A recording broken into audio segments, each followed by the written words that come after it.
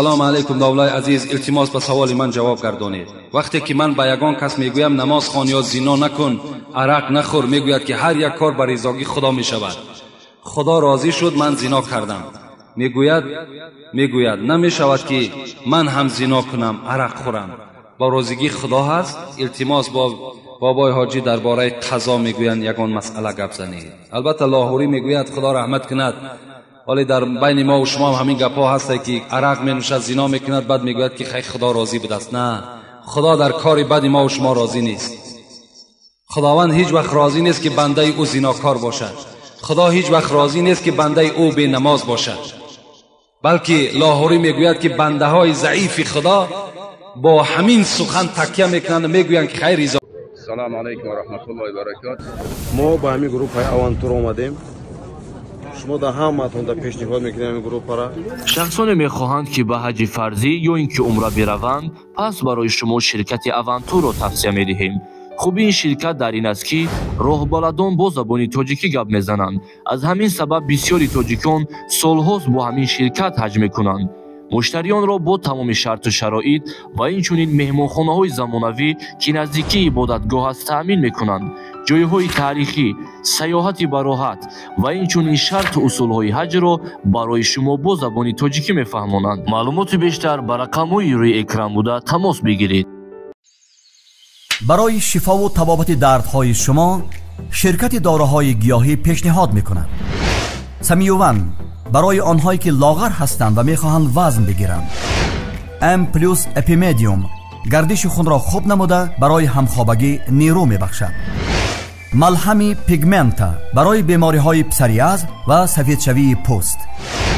بینداکس برای ریزانیدن کرم های معده و روده. میناکسیدیل برای سبزانیدن موی سر و ریش. کرم فریک برای دراز نمودن مهلت همخوابگی. روغن خیلبی برای ریزانیدن سنگ های گرده و طبابت آن. فاتزارب برای کم کردن وزن زیادتی. دسترس نمودن داروها به تمام شهرهای روسیه و جمهوری تاجیکستان به طور رایگان عملی می شود. خدا بوده است، بلکه رضاگی خدا نیست. خدا رحمت کند مولوی را من یک چند سطرهای را به شما میخوانم در باب تقدیر. چی سخن زیبا گفتند.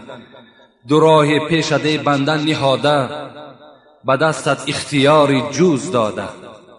خدا در پیش تو دو راه را مانده است، یک راه بد، یک راه خوب، و تو را اختیار گذاشته است کدام راهی را که انتخاب بکنی.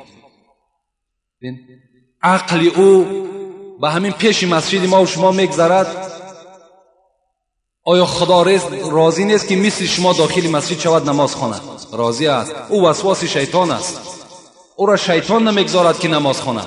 او را شیطان نمیگذارد که آمده مثل ما و شما عبادت کند، بلکه او وسواسهای شیطان است که زناکار می شود، عرق خور می شود.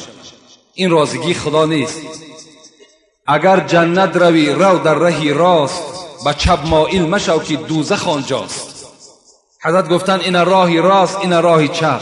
چپش دوزخ، راستش بهشت. اگر چپش میگیری دوزخ میری، راستش میگیری چیکار میکنی؟ وارد جنت میشوی. زیراهی نیکو بد ایزید خبر داد، تو را عقل و خرد حوش بصر داد. خداوند همه را به تو خبر داده است. همه عبادت ها و همه منهیات و همه مشروعات به تو خبر دادگی است. کدام کار درست، کدام کار نادرست، همش خبر داد. و تو را عقل داد خدا. تو را عقلت میگیرد زنا میکنی، عقلت میگیرد عرق مینوشی، عقلت میگیرد مثال قماربازی میکنی. چرا عقلت نمیگیرد نماز بخوانی؟ از این خاطر سلمان همراه کاروان به شام سفر کرد. از خانه پدر خود یعنی راه گریز اختیار کرد و رفت اونجا. پرسان کرد که اینجا عالم با قوت ترین در کجاست؟ با او خبر دادن فلان کس عالم با قوت ترین ایمان است. وای در خانه وای رفت میگد عبادت میکرد. بسیار سلمان حکایت میکند که این مرد میگد بی نهایت مرد ناخوب بود. مردم میگد صدقه می آوردن، طلا می آوردن که با فقرا و مساکین تقسیم کند، لکن این میگد این مرد همه اونها را در زمین گور میکرد و به کسی نمیداد. وقتی این مرد میگه از دنیا گذشت، مردم آمدن غمگین شدن. من به آنها خبر دادم که غمگین نشوید که این مرد مرد ناخوب است. آن خیر احسانی که شما دادید همه اونها را پنهان کردگی هستند. وقتی مردم گفتن دلیل داری، وقتی رفت زمین میگه کن و طلا و نقره را نشان داد. این مردم به خلاصه آمدن که این پیشوای خودشان به دار بکشن و سنگسار کنن و همچنان میگه معامله بر او کردن. و بعد اون میگه یک نفر دیگر در همون ملک شام میگه بسیار عالمی نصرانی با قوت بود. پیش او رفتم، بسیار آدمی خوب بود. در او کس شاگرد ایستادم. وقتی وفاتش نزدیک شد، باز از او توصیه گرفتم به دیگر انسان. همچنان یک سلسله چندین آدم نصرانی ده سلمان فارس شاگرد ایستادند. یعنی دین نصرانی که دین باطله بود با همین دین پیروی میکرد. و ناگاه میگد آخران بار میگد با یک نفر روپرو شدم، یک موی سفیدی خیلی نصرانی بود و بر من خبر داد که دیگر به کسی شاگرد نشو، میتوانی که به سوی مملکت عرب روی. در کتاب انجیل خبر آمده است که در همین زمانهای نزدیک یک شخص می براید که 3 نشانه دارد. نشانه اولش همین است که صدقه را نمیخورد. دویم نشانش همین است که مال هدیه را میخورد. و سوم نشانش همین است که بین دو شانه او لا اله الا الله محمد رسول الله زدگی هست. حضرت سلمان از زبان این پیر خود وقتی این سخن شنیدن، میگوید گاو داشتم، گوسفند داشتم، رهسپار به سوی همین مملکت عرب شدم. و بر من میگد همون پیرم خبر داده بود که این مرد، این عرب در بین دو کوه سیاه از سنگ و بینش باغهای خیلی خرما دارد. انا همونجا چکار میکند؟ هجرت میکند. تو در همونجا میتوانی که با این شخص یعنی با محمد روپرو شوی و با او ایمان بیار. وقتی میگوید در راه آمدیم با بنی کلب گفتگی یک قبیله روپرو شدم و گاو مال با آنها دادم که مرا به ملکی همان گفته استادم برد. اونها مرا فریب دادن و با یک نفر فروختند. و این مرد میگد مرا در راه عذاب و شکنجه میداد. به ناگاه آورد میگه به یک موضعی که نگاه میکنم دو پهلوش همین کوه سیاس و بینش یعنی باغزار خیلی از خرما زیاد است. در دلم گذرانیدم که انا همین موضع همون موضع است. یک چند مدت با این خوجین خود خدمت میکردم. به ناگاه میگد روز بالای خرما میچیندم که یک آوازه شد که یک مرد آمده است. یک مرد از مکه مکرمه به مدینه هجرت کرده است که نام او محمد است و بسیار انسانی خاکسار و مهربان است. با شنیدن این سخن میگد چنان بود که قریب از بالای خرما بر زمین زنم. دوان میگد در بالا یک طبق کمی خرما گرفتم و نزد او رفتم. پیشنهاد کردم و گفتم تو محمد هستی؟ گفت بله من محمد هستم. گفتم این صدقه هست، من برای شما آوردم. من برای سنجش گفت سلمان پیشنهاد کردم که استادی من گفته بود که محمد نشانش همین است که صدقه را نمیخورد. وقتی میگد پیشنهاد کردم، گرفت کاسه را در دست صحابه ها داد، گفت شما تناول کنین که صدقه برای من جایز نیست. صحابه ها میگه خوردن، من به دل گذرانیدم که این یکم نشانه وی است. دویم بار باز میگد از پیش او غایب شدم، باز خرمای آوردم و گفتم محمد این هدیه هست. وقتی رسول الله هدیه را شنیدن در حال خود تناول کردن و صحابه ها را دادن. در دل گذرانیدم که این همان محمد است. روز میگه جنازه بود، برای سیوم نشانه او را دیدن که مهر نبوت بود. میگه جنازه بود، پیغمبر خدا بین صحابه نشسته بود. وقتی من وارد معرکه شدم، رسول اکرم 100% دانستند که من مهر نبوت را میکوام و بالای سر پیغمبر دور میگشتم.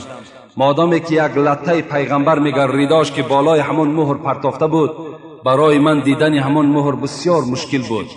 پیغمبر خدا که پیخست شدن، میگه ریدا را از بالای گردنشان گرفتن. من از پس پشت پیغمبر بودم. وقتی مهر دیدم که نویسانده شده است لا اله الا الله محمد رسول الله، یک بار خودم بالای مهر پرتافتم و او را بوسه میکردم و میلیسیدم. پیغمبر خدا گفتم بس است سلمان، بس است، تو نائل شدی. سلمان از پیش گشتن و کلمه عرضه کردن و مسلمان شدن. این یک مختصرا حیات حضرت سلمان است.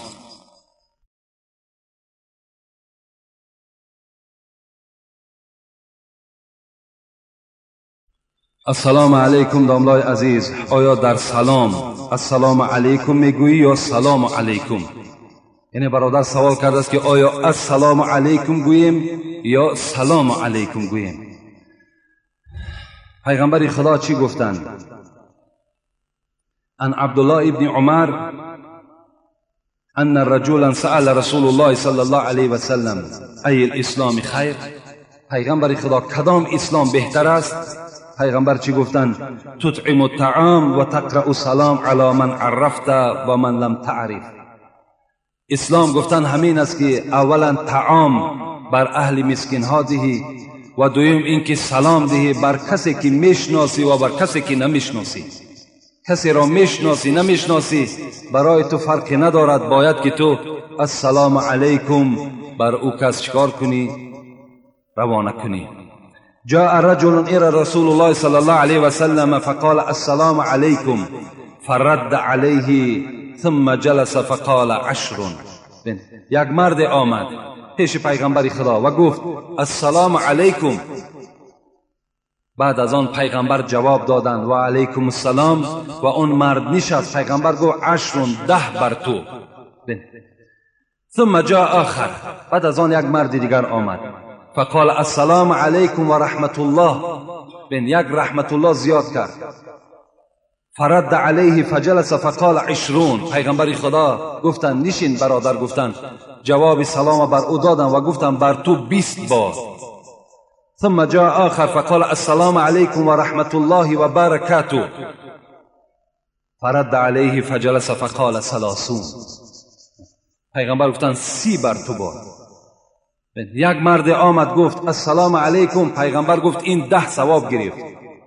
مرد دیگر آمد السلام علیکم و رحمت الله گفت، پیغمبر گفت این 20 ثواب گرفت. شخص سوم آمد السلام علیکم و رحمت الله و برکاته، پیغمبر گفت این 30 ثواب نائل شد. بهترین سلام همین است که السلام علیکم و رحمت الله و برکاته. خدایا رحمت و درود و برکات در حق جان تو گفته. با یک برادر وقتی سلام میکنیم این ما و شما 30 ثواب چکار میکنیم؟ نائل میگردیم. لیکن سلام علیکمش این اونقدر یعنی مشروع نشده است. بهترینش همین است که السلام علیکم و رحمت الله و برکاته. این ما و شما سلام خیلی زیاده، یعنی ثواب خیلی زیاده نائل میگردیم. این اول الناس بالله من بدأهم بالسلام. پیغمبر گفتند بهترین شما شخصی است که اول سلام دهد. کسی که اول سلام میدهد این معنای او را دارد که این انسان کبر خودش شکستگی است. یعنی بسیاری آدمی هست که میایستد که تا که او را سلام دهند. یک پیغمبر گفتند بهترین شما همان کسی است که باید که اولا سلام دهد. خواه خرد باشد، خواه کلان، خواه وظیفه دارد، خواه بی پول است، خواه با پول است، السلام علیکم و رحمت الله و برکاته ابتدا کنیم. انشاءالله ما و شما ثواب زیاد بگیریم. 10 موضعی هست که سلام دادن در اون موضع ها جایز نیست. من برای شما میخوانم. در وقت نماز خواندن، وقتی من نماز میخوانم یک برادر که مسجد داخل شد بر من سلام ندهد، زیرا خودش گناهکار میشود. قرآن میخواند، یک برادر قرآن خوانده است، یک کسی میاد سلامش میدهد، سلام دهنده گناهکار میشود. خب وعظ میگوید من امر معروف دارم، او کس میاد برای سلام میدهد، سلام دهنده گناهکار میشود. با ذکر مشغول باشی. 4مش نه ذکر کرده ایستادم، سبحان الله الحمدلله الله اکبر گفته ایستادم، اون کس میاد مرا سلام میدهد، سلام دهنده گناهکار میشود. خطبه میخواند، وقتی خطبه خواندنی که امام در جمعه خطبه میخواند باید هیچ کس به وی سلام ندهد. کسی سلام میدهد وی گناهکار میشود. اذان میگوید یا قامت میگوید، در وقت اذان و قامت گفتنم سلام دادن جایز نیست به مؤذن. زن نامحرم، کسی که زن نامحرم است یعنی زن نکاحرس است، به وی هم سلام دادن جایز نیست. 6 کافر، آدم کافر هم سلام دادن ما و شما یعنی رحمت خدا را بر کافر روان کردن اینم جایز نیست. با وقتی خانه‌داری یعنی یک آدم کتاب آورده است یعنی یک آدم خانه‌داری کرده است، یک آدم دیگه بر وی سلام دهد، این هم گناهکار می شود. با وقتی بول و براز، یعنی آدم وقتی در حاجتخانه می درآید، اگر کسی دیگر خواهد حاجتخانه درآید و را در حاجتخانه بیند سلام دهد، سلام دهنده گناهگار است. دهم با وقتی طعام خوردن، در وقت طعام خوردن هم کسی سلام میدهد گناهگار میشود. امروز در مردم ما همین دست در توقع با این بالا تا زور کدام یا دست میگیره سلام میکنه. این سلام جایز نیست. آخه وقتی در آمدین میبینین مردم طعام خورده سای قیام دهنکیش هم سلام بدین، امروزش کفایت میکنه. السلام علیکم بس شرط نیست که با پیش هر آدم دور زده و تمام مردم از جاش ناراحت کنید. این از طریق سلام. السلام علیکم داملای محترم، آیا در یگان کتاب خبر افیون آمده است؟ افیون در قرآن، افیون حرام است. انما الخمر، خدا در قرآن میگوید خمر حرام است. الخمر ما خامر العقل، یعنی چیزی که عقل آدم اگر میپوشاند، کسی عقلی، یعنی چیزی که عقل آدم میپوشاند، چی افیون باشد، چی ناس باشد، چی سیگاریتش باشد، چی عرقش باشد، چی گرئینش باشد، چیزی که عقل آدم میپوشاند، این چیز این خمر است خودش، این افیون است. در کتاب خلاصه، فتوای خلاصه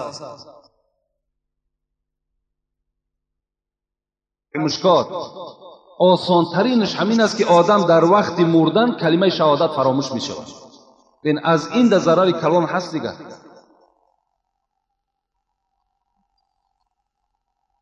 السلام علیکم حضرت حاجی مرزا، ما از شما یک سوال داریم. من خود تجارتکار هستم، از بانک سوم بگیرم فائز قطعی چه خیل می شود؟ با ما می فهمند. البته فائز حرام است، چه از بانک میگیری چه از دست یک نامسلمان دیگر میگیری، که امروز بسیاری از برادرای ما و شما فعلی همون یهودی ها را یاد گرفتن، قرض حسنه را فراموش کردن، یعنی قرض ثواب را فراموش کردن، برادری را بریدن، نابود کردن.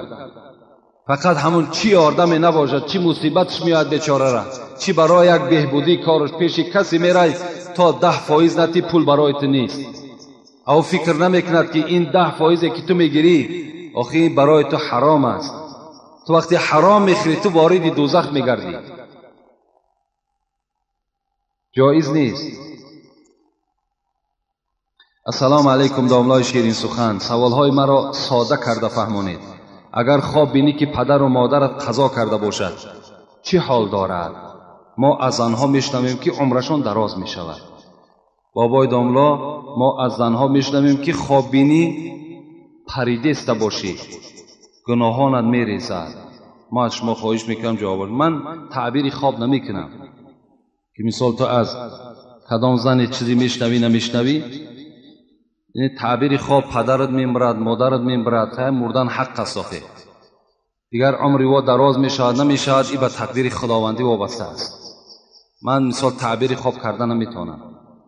السلام علیکم داملای خوشزبان، التماس میکنم که از تگ دل شما دعا کنید چی مراد و مقصود باشد، مراد و مقصودم حاصل شود. داملای عزیز، این برادر چی مراد داشته باشد، خدای مهربان به حرمت این روز جمعه اگر مرادش مطلوبش نیک باشد، به فایده جمعیت و به فایده اسلام باشد، خدای حاصل بگردانی. آمین یا رب العالمین. السلام علیکم استاد عزیز، آیا درست است که من خواهر خود را بوسه کنم؟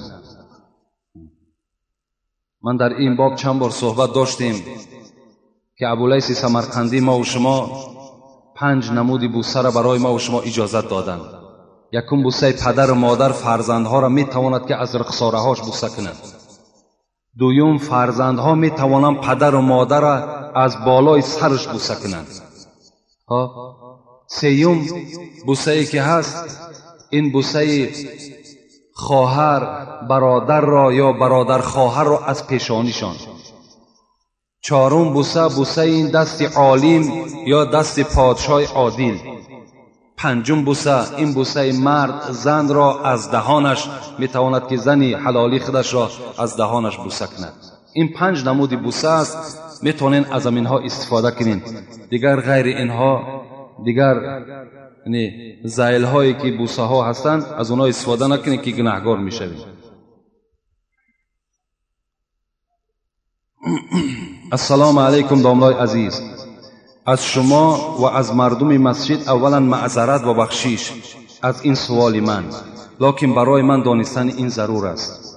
بسیار توجه کنین. من خودم به این مسئله گرفتارم. زن را برای خانه‌داری طلب میکنی، نمیخواهد و نمیماند. غضبناک میشوم. بعضا شیطان بیراه میکند که طلاق دهم. داملا آیا با مجبور رسیدن زن حلالی خود جایز است یا نه؟ این مسئله را چندین برادرای ما سوال کردند که وقتی که مثال ما میخواهیم با زنهای خود خانه‌داری کنیم، زنها ما را نمیگذارند که با آنها خانه‌داری کنیم.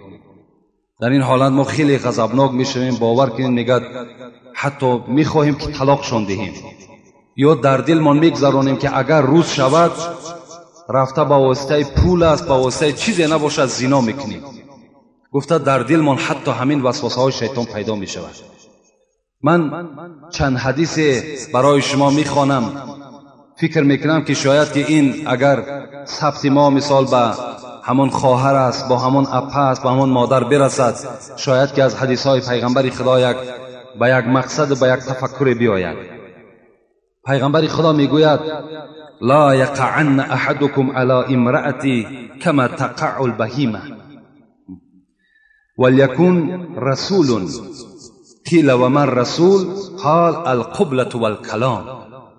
پیغمبر خدا گفتند چگونه ای که حیوانها بالای حیوانها در حال سوار می شوند، شما با زنهای خود این چنین رفتار نکنید، بلکه پیش از آنه که شما خانه‌داری میکنید باید که یک رسول بفرستید.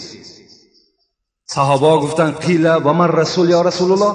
رسول چیز؟ گفتن پیغمبر گفتند القبلة والکلام. اولا گفتند زن را راضی کنید و دوم پیش از آنه که با زن خانه‌داری میکنید وی را بوسه کنید و بعد خانه‌داری کنید. این حدیث اول پیغمبر خداست. دوم اللهم جنبنی شیطان و جنب الشیطان ما رزقتنا. بین پیغمبر خدا گفتند وقتی شما خانه‌داری میکنید سراسیمه نشوید، بلکه دعا کنید که پروردگارا از بین من و زنم شیطان را دور بساز و خدایا فرزندی که به ما روزی میگردانی وی را هم از وسواس شیطان نگه بدار. گفته دعا کن و بعدا با زن حلالی خدا چکار کن؟ خانه‌داری کن. دیگر حدیث اذا دعا الرجل زوجته لحاجته فلتأتيه وان كانت على التنور. این حدیث خیلی تأکید سخت برای زن هاست. پیغمبر خدا گفتند وقتی که اگر زنها در تنور باشند، یعنی در حالت نامپزی باشند، مردها آنها را دعوت کنند که من اراده با تو یک جای شدن دارم، باید زنها تنور را یک جا بگذارند و سخن مرد قبول بسازند. تا چه اندازه پیغمبر ما و شما حق شوهرها را بلند کردند. حق شوهر نه، حق زنم بلند کردند.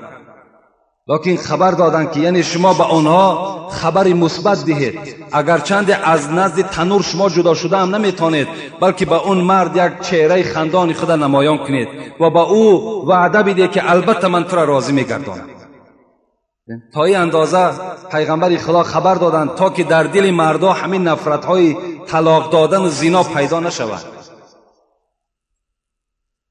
در دیگر حدیث پیغمبر خدا میگوید فبات غضبان، یعنی مردی که از زن خود طلب میکند لیکن اون زن نمیخواهد و مرد راضی نمیگرداند، فبات غضبان.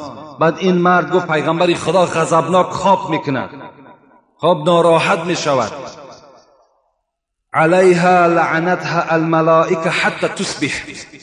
پیغمبر خدا گفتند ای مرد تو غمگین نشو، تو غضبناک نشو که این زنی تو تا روز تا دمیدن صبح در لعنت خدا گرفتار است. تو غمگین نشو. و این برادرها هم باید که آزرده هم نباشند، یعنی غضبناک هم نشوند، زیرا زنهای ما و شما امروز احتیاج امر معروف و نهی منکر دارند. صد افسوس که همان شرایط امر معروف و نهی منکر بر زنها نیست. اگر هر آینه همین زنهای ما و شما این سخن پیغمبرشان اگر بشنوند، انشاءالله باوری دارم که چگونه که خدیجه بر رسول اکرم خدمت میکرد همچنان به شما خدمت میکردند. لیکن امروز چیکار کنیم که بعضی گمراه‌های هستند که سبب میشوند که ما و شما برای زنها را رسانیدن سخن خدا و پیغمبر در شرایط پیدا نمیکنیم.